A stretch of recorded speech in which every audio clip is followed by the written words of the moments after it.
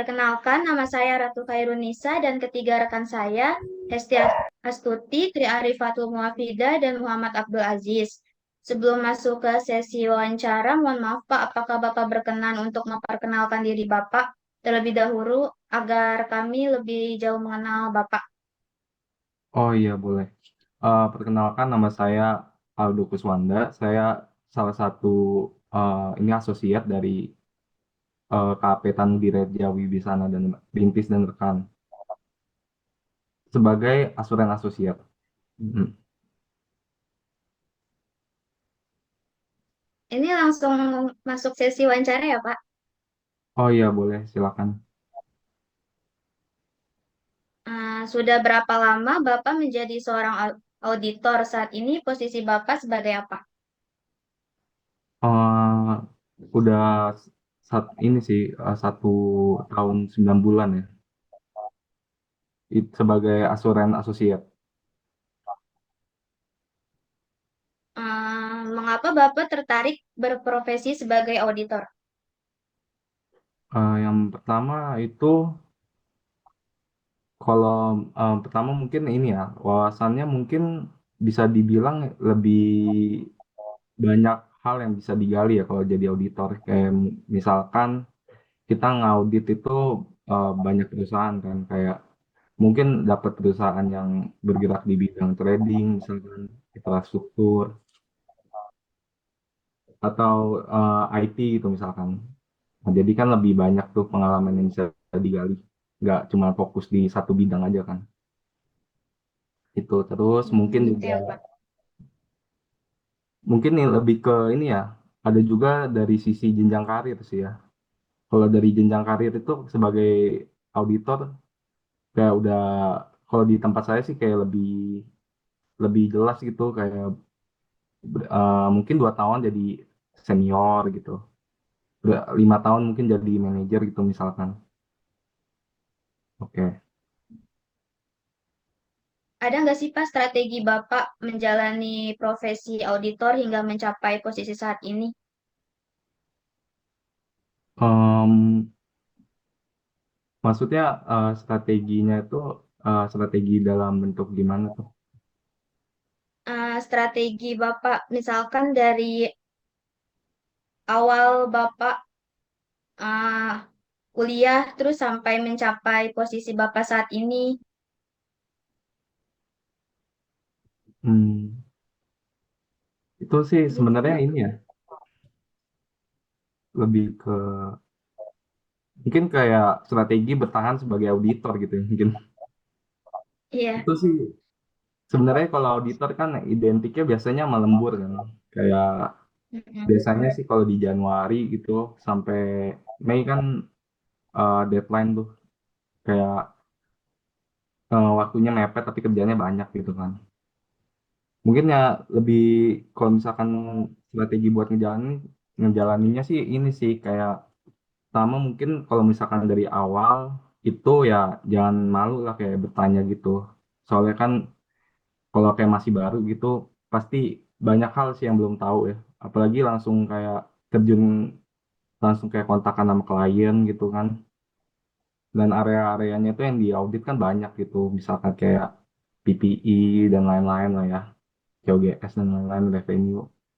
Ya itu sih kayak lebih banyak hal yang harus dipelajarin sih ya. Iya Pak. Ini mohon maaf ya Pak, apa pertanyaannya yang nanyanya ganti-gantian gitu Pak. Oh iya, nggak apa-apa. Baik, Pak. Untuk pertanyaan selanjutnya, industri apa saja yang pernah Bapak audit, Pak? Industri pertama itu infrastruktur ya, kayak jalan tol itu infrastruktur itu. Terus kedua itu ada perusahaan trading sih yang bergeraknya, tapi dia tuh jualan kayak alat IT gitu sih. Ya, tapi kayak dia beli barang, dia jual lagi gitu. Tapi dia ada dia modifikasi gitulah sebelum dijual ke customer mereka. Terus Itu sih yang continue saya sih yang sebagai core-nya saya gitu, kayak dua itu. Terus juga yang mungkin ada tambahan kayak perusahaan ini operator ini operator kayak Telkomsel dan lain-lain gitu sih. Ya itu sih ya. Gitu. Terus pertanyaan selanjutnya, dalam melakukan audit, apakah tim Bapak menggunakan bantuan audit software, Pak? Jika ya, Mm-mm. apa namanya, Pak? Kalau nama sih saya sebenarnya nggak yakin sih ya bisa nyebutin ya. Soalnya kan takutnya confident gitu dari sisi HC-nya. Kalau mungkin saya gunain, emang pasti gunain sih kalau udah apalagi kalau kayak Big Four gitu pasti banyak kan gunain ya. Eh pakai sih itu alatnya. Nah, mungkin bisa diinisialin itu AP sih ya, inisial buat yang ini softwarenya. Baik. Eh, untuk selanjutnya, apakah KP Bapak tuh menggunakan Atlas, Pak? Lalu bagaimana pandangan Bapak tentang Atlas PPPK? Apakah sangat membantu dalam pemrosesan audit, Pak? Eh ini bedanya Atlas sama yang barusan apa ya? Yang tadi ditanya alat bantu auditnya.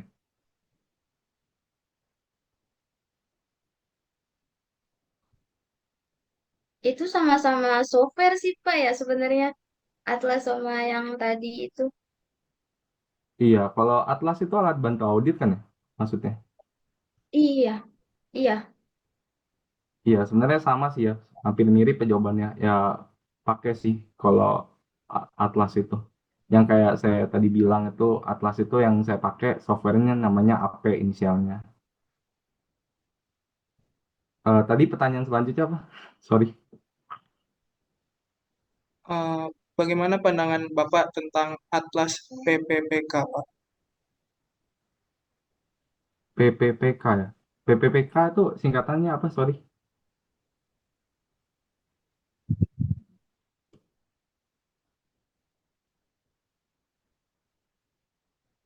Halo.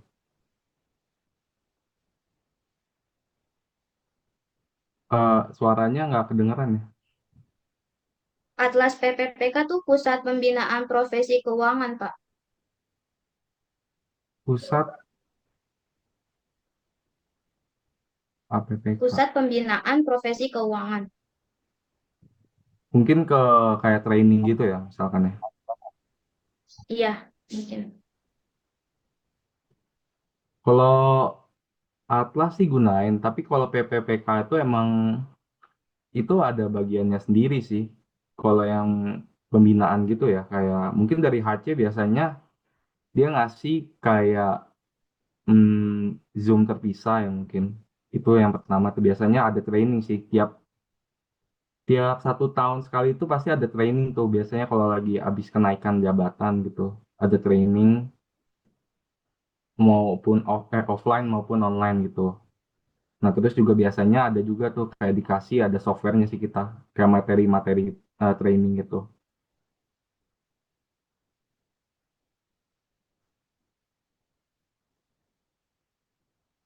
Ya, kurang lebih sih begitu sih.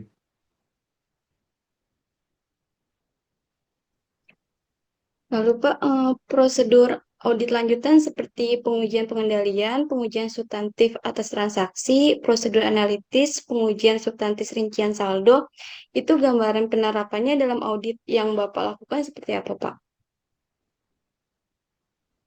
Gambarannya ya, itu biasanya sih kita udah ada areanya ya. Kalau di audit itu kan ada namanya materiality ya. Kalau misalkan balance atau amount lah ya, di atas material biasanya kita tes tuh. Biasanya dibagi tiga sih. Kayak namanya pertama SUM itu. Itu kayak material secara eh, raw per raw GL gitu. Kayak satu transaksi materialnya berapa gitu. Terus yang kedua itu namanya PM, Performance Materiality. Kayak itu misalkan kita kan dibagi tuh areanya PPI, COGS, revenue mungkin. Kayak mana sih kayak area-area itu yang di atas PM itu, performance materiality. Kalau di atas PM itu biasanya kita tes. Kalau di bawah PM biasanya itu untested gitu. Terus kalau OM itu secara keseluruhan ya, yang itu yang nanti bakal nentuin tuh mana yang ini auditnya ini mereka ini udah nyatetnya WTP apa belum gitu kan intinya. Nah, kalau penerapannya itu biasanya sih kita kita ngecek dulu nih area mana aja sih yang di atas PM. Kalau areanya di atas PM kan baru kita tes. Nah, setelahnya itu kita cari tahu nih tes yang paling ya ini sih ya 3E sih biasanya. Yang efektif, efisien, sama ekonomis. Mana sih tes yang dari area ini yang merupakan yang masuk ketiga itu ya. Terus mungkin itu lebih ke judgment sih ya. Kalau misalkan cashnya.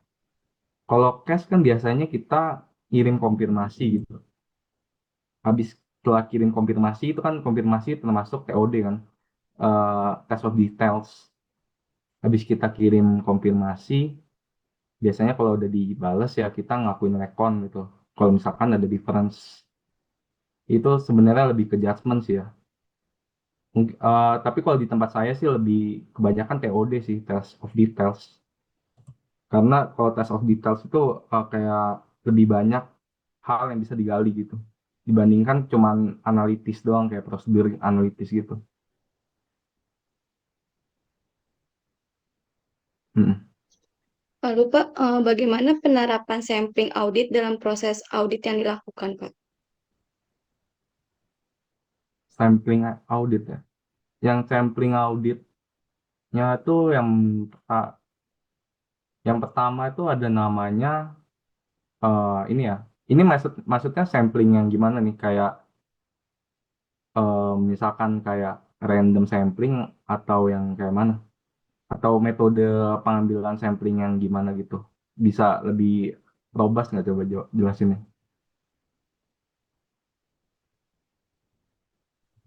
Mungkin lebih ke metode kali ya, Pak, metode sampling yang Bapak gunakan. Kalau mungkin saya jelasinnya secara general aja ya. Kayak sampling itu kan ada namanya, kalau di tempat saya sih ada namanya random gitu. Atau yang kedua namanya itu haphazard gitu. Nah, kalau biasanya sih yang saya pakai sih haphazard sih. Nah, tapi ada juga nih sampling yang namanya itu mungkin ke metode metode testingnya. Kayak misalkan namanya accept reject atau non statistical atau targeted gitu. Biasanya caranya adalah kita tahu dulu nih, kita mau testingnya tujuannya apa gitu kan. Kalau misalkan kita mau testing amount yang di atas material kita secara PM gitu atau SUM, kita biasanya pakai targeted dulu. Nah, habis dari kita ambil tuh amount yang gede-gede, sisanya bakal kita pakai non statistikal namanya. Dari non statistikal tuh kita ketahuan tuh berapa sampel yang kita butuhin buat mencakup asersi yang kita pengen gitu.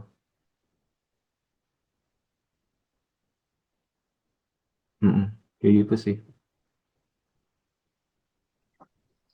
Audit saat ini yang kami ketahui yaitu kan audit berbasis resiko ya Pak. Bagaimana pandangan Bapak mengenai audit berbasis resiko itu sendiri Pak? Audit berbasis resiko ya. Audit berbasis resiko tuh penanganannya pertama itu ya, kita kita harus inquiry dulu sih ya sama klien, kayak buat tahu nih understanding bisnis mereka itu gimana gitu kan bentukannya. Nah, terus kita pasti ada adjustment sih di situ ya. Gimana kita nentuin resikonya ini kayak low, moderate, apa high gitu kan. Nah, setelah kita menentukan itu resikonya termasuk dalam kategori yang mana, kita bisa, misalkan kita bisa juga nih, mungkin testingannya itu bisa ini ya. Kalau misalkan kita itu masuknya model ini, high gitu, kita kan bisa akalin dengan cara kita testing kontrol mereka dulu nih. kalau kontrol mereka itu berjalan dengan baik, nanti kita test of details itu bakal berkurang sampelnya. Jadi ya ada ini sih ya, ada penilaian resiko juga ya di tiap area yang kita audit.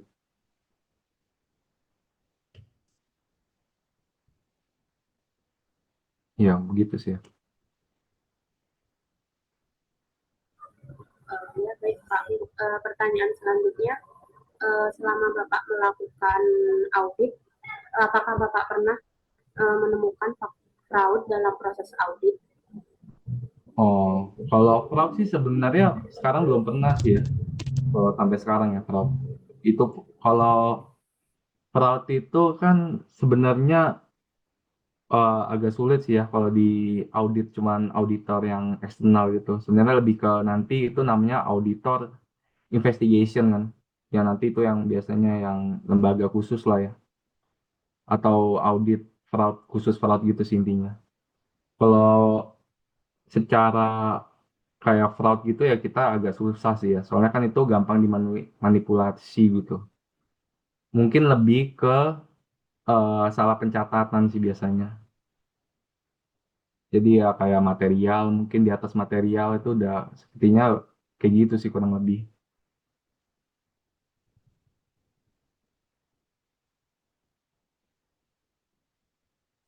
Iya baik Pak. Saya lanjut ya Pak. Kan saat ini kan kami sering mendengar istilah big data ya Pak. Apakah ada dampak penggunaan big data dalam proses audit saat ini? Iya. Kalau itu ya udah pasti sih ya, apalagi kalau pakai software ya. Jadi kayak data-data dokumentasi kita itu dikumpulin gitu jadi satu di aplikasi kita itu yang saya bilang tadi inisialnya AP kan. Itu dijadiin satu. Nanti itu dari situ kita baru buat yang namanya laporan audit kan. Nah, basis dari laporan audit itu adalah dokumentasi kita yang ada di big data itu, yang ada di software.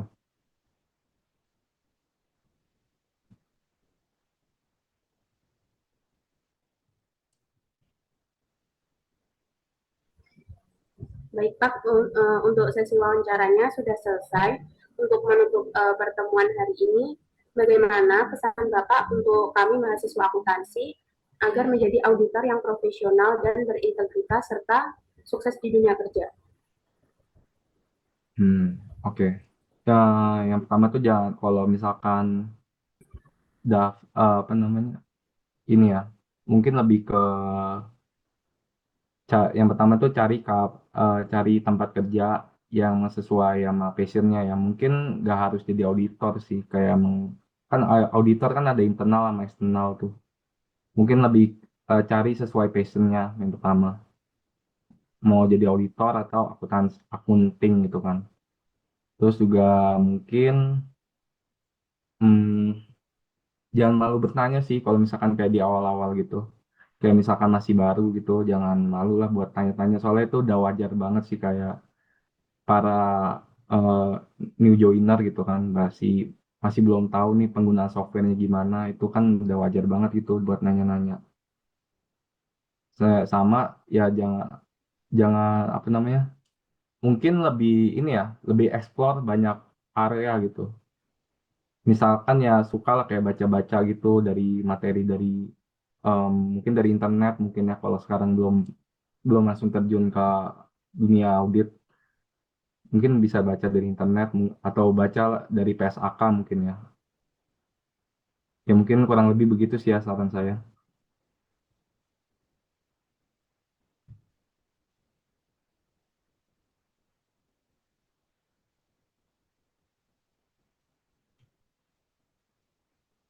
Baik Pak, terima kasih ya Pak untuk pesan-pesan Bapak untuk kami, penjelasan Bapak dalam sesi wawancara. Hari ini sangat jelas, menarik juga, dan sangat bermanfaat untuk kami, serta menambah pengetahuan kami tentang akuntan publik dan auditor. Mohon maaf ya Pak Hmm. jika terdapat kesalahan kata maupun sikap yang kurang berkenan untuk Bapak. Semoga Bapak selalu dalam keadaan sehat. Sekian Iya, untuk sesi wawancaranya ya Pak. iya makasih ya. Good luck ya. Ya Pak, makasih ya Pak. Iya, Terima kasih makasih. Pak. Misi. Saya izin live ya. Ya, Pak. Iya, Pak.